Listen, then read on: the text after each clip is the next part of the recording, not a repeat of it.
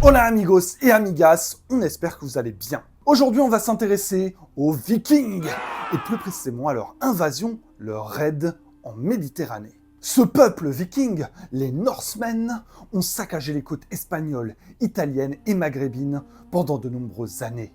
Et on va vous raconter leur histoire.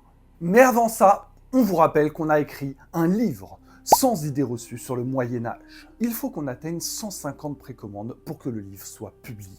Le lien est dans la description et de toute façon, on vous en reparle à la fin de la vidéo. On n'oublie pas de s'abonner, de liker et on est parti.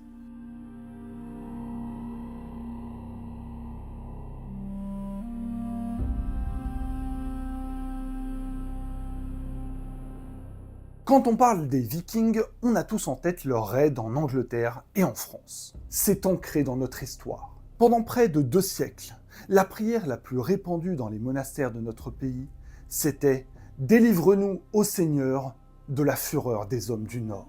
Les villes côtières ont été ravagées par ces gens qui ne respectaient même pas les lieux de culte, comme en témoigne le pillage du monastère de Lindisfarne, un des lieux les plus sacrés de toute l'Angleterre. Ce peuple, si redouté, a voyagé jusqu'en Islande, au Groenland, en Amérique, en Ukraine, en Russie, à Constantinople.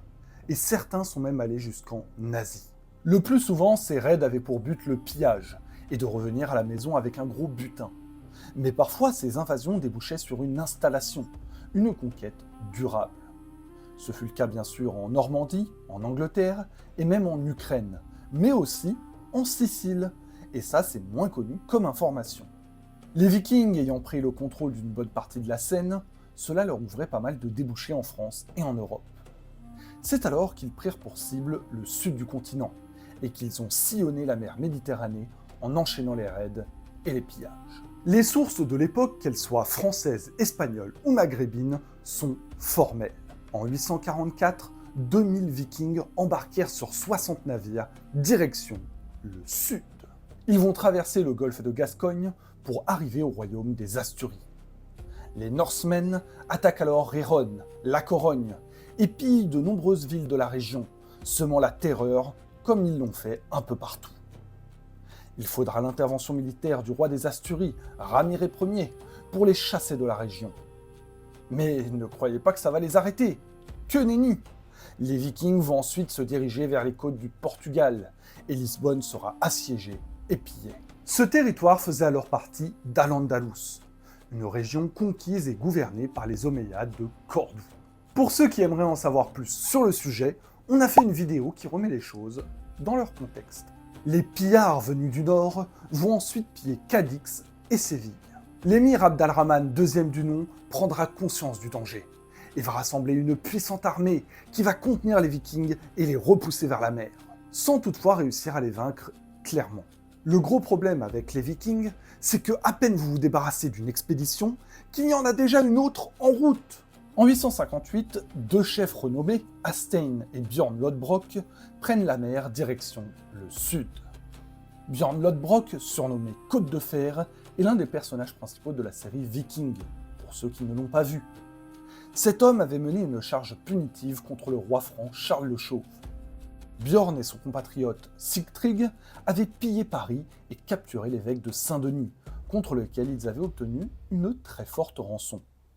En bref, c'est 2200 hommes sur 65 navires qui suivent le même itinéraire que leurs prédécesseurs et qui font les mêmes ravages. L'expédition pille les côtes espagnoles avant de se rapprocher de Lisbonne. Mais ils perdent 2 navires dans l'Algarve contre les musulmans et doivent poursuivre leur route sur le Guadalquivir pour se rendre en Andalousie.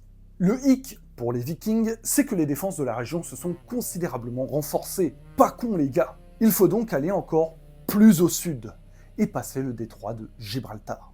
Algésiras est la dernière ville d'Espagne à subir les foudres des Norsemen, qui en profitent pour incendier la mosquée au passage. Ils vont ensuite traverser la mer, la route étant assez courte, et les Vikings débarquent au Maroc et attaquent l'émirat de Nékor.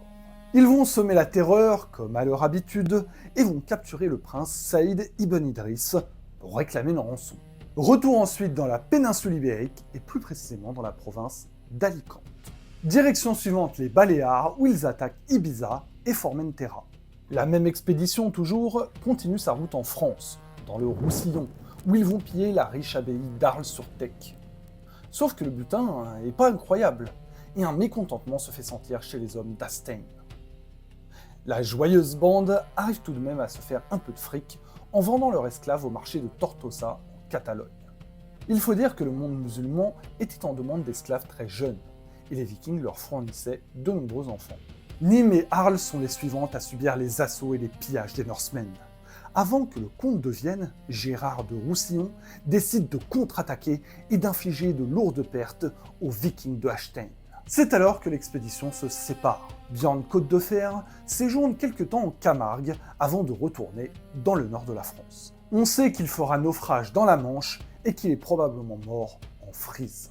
Hastein, de son côté, s'aventure sur la mer Tyrrhénienne et atteint les côtes italiennes. L'objectif d'Hastein et de ses troupes, c'est Rome. Les Vikings arrivent en Ligurie, près de la ville de Luni. Cette cité, fondée par les Romains, était devenue très prospère au Moyen-Âge, à tel point que Hastein va croire qu'il s'agit de Rome et va consacrer tous ses efforts à la prise de la ville. Sauf que les Luniens se défendent très bien, et les Vikings, même en poussant, n'y arrivent pas.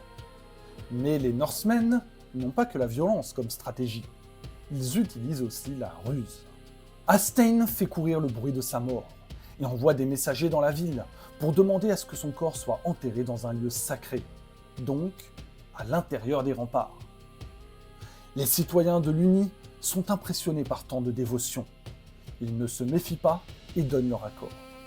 Une fois les portes ouvertes, vous devinez la suite. Les Vikings s'engouffrent et saccagent la ville. Ne jamais faire confiance à un barbare qui souhaitait vous tuer 2 jours auparavant. C'est une règle de base à appliquer en toutes circonstances. C'est ensuite le reste de l'Italie qui tremble. Les Vikings cherchent la véritable Rome et tombent sur Pise, qu'ils dévastent. Puis c'est au tour de la Toscane de subir les foudres des enfants d'Odin. Leur dernier pillage recensé fut celui de Fiesole, une ville près de Florence. Et après, plus rien. Pour une raison qu'on ignore, Hastein et ses hommes décident de retourner chez eux. Le mal du pays, peut-être ? C'en est fini des expéditions vikings dans le sud de l'Europe. Pour quelque temps, du moins. 2 siècles plus tard, les Normands fonderont un royaume en Sicile, qui laissera son empreinte dans l'histoire, et qui fera peut-être l'objet d'une autre vidéo. Mais pour cette vidéo, c'est terminé. On vous remercie de nous avoir écoutés, et comme promis, on vous parle du livre. Faut qu'on vous annonce un truc, on a écrit un livre. Oui, vous avez bien entendu. Ça nous a pris 6 mois de travail à 4 mains, et on a adoré bosser sur le projet. Depuis le début de la chaîne, on s'est rendu compte que le Moyen-Âge, c'était votre période historique préférée. Mais c'est aussi celle qui fait le plus l'objet de clichés. C'est pour ça qu'on vous propose, grâce à ce livre, de débunker ensemble, sans idées reçues, sur le Moyen-Âge. Religion, sexualité, hygiène, rien ne sera oublié. On l'a pensé comme le cadeau idéal à offrir à un proche ou à soi-même, qu'on soit passionné d'histoire ou simplement curieux. Avec cet ouvrage, on est sûr que vous apprendrez des choses sur le Moyen-Âge. Pour ce projet, on a travaillé avec la plateforme Dashbook, qui nous met au défi d'atteindre 150 précommandes en 45 jours pour valider la publication du livre. Si vous voulez en savoir plus tout de suite, n'hésitez pas à aller voir notre vidéo dédiée. On vous y explique tout. Le lien pour précommander notre livre est dans la description. On espère qu'il vous plaira et on compte Sur votre soutien.